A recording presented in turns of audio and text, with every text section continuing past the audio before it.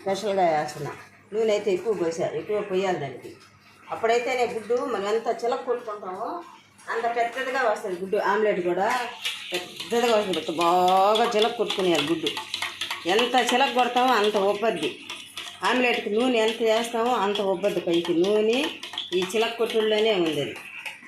కాగిందో లేదో చూస్తా. ఇంకా కాగాలి. కాగిపోయింది. కాకపోతే కొంచెం మార్పులు చేస్తున్నా.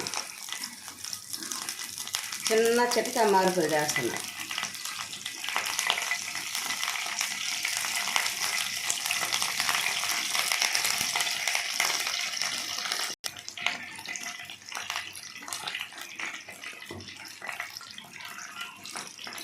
బాగా చూడండి, చక్కగా బెండకాయలు, ఎర్రగడ్డలు అన్నీ వేస్తున్నాను. చూడండి, పచ్చిమిరపకాయలు వేస్తాను.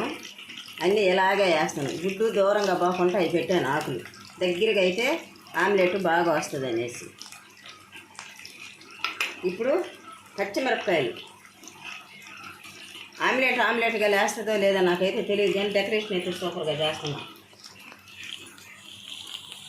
కొంచెం క్యారెట్ సన్నగా నాజూగ్గా తురిమిన క్యారెట్. అది ఎందుకు వేసానని అంటారా? కలర్ఫుల్గా బాగుంటుంది, అందుకని ఇలా వేసాను. ఎప్పుడు ఒకేలాగా చేయకూడదు కదా ఆమ్లెట్. గుడ్డు పోస్తున్నాను, కొద్దిగా పోస్తా.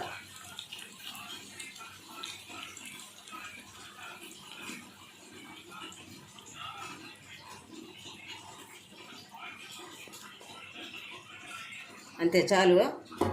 ఒక్క నిమిషం పైన మళ్ళీ ఫినిషింగ్ టచ్. మంట సన్నగా పెట్టుకోవాలి సిమ్లో. చుట్టూ పైన ఆమ్లెట్ పెద్దదిగా వస్తుంది.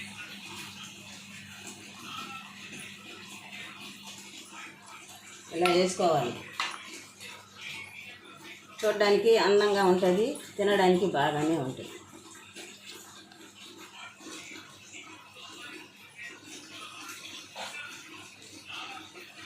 కొత్తిమీర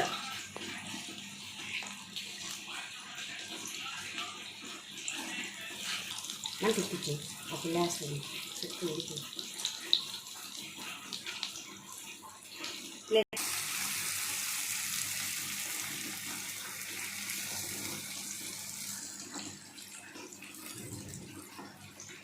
సూపర్ అంటే సూపర్ కదా ఆమ్లెట్. కానీ క్యారెటే కనపడాల.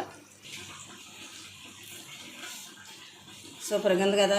స్పైసీ ఆమ్లెట్ అండి. క్రిస్పీ ఆమ్లెట్ చూసారా ఎంత చక్కగా, ఎంత బాగా నీట్గా కాలిపోయిందో చూడడానికి. ఆమ్లెట్ సూపర్గా ఉంది కదా. కిస్మీ సూపర్గా ఉందండి ఆమ్లెట్. నేను తిని చూసి చెప్తాను ఉండండి. మీకు కాలుతుంది వేడిగా. సూపర్ అంటే సూపర్. ఆమ్లెట్ కందిపప్పు. ఇది మామూలుగా వేసిన ఆమ్లెట్, ఏమి వేయకుండా అచ్చంగా వేసుకున్న ఆమ్లెట్. పెద్దదిగా భలే వచ్చింది కదా. ఏమి లే, ఉట్టి పచ్చిమిరపకాయలు 2 ఆనియన్ ముక్కలు వేసి అంతే. Super tasty omelette.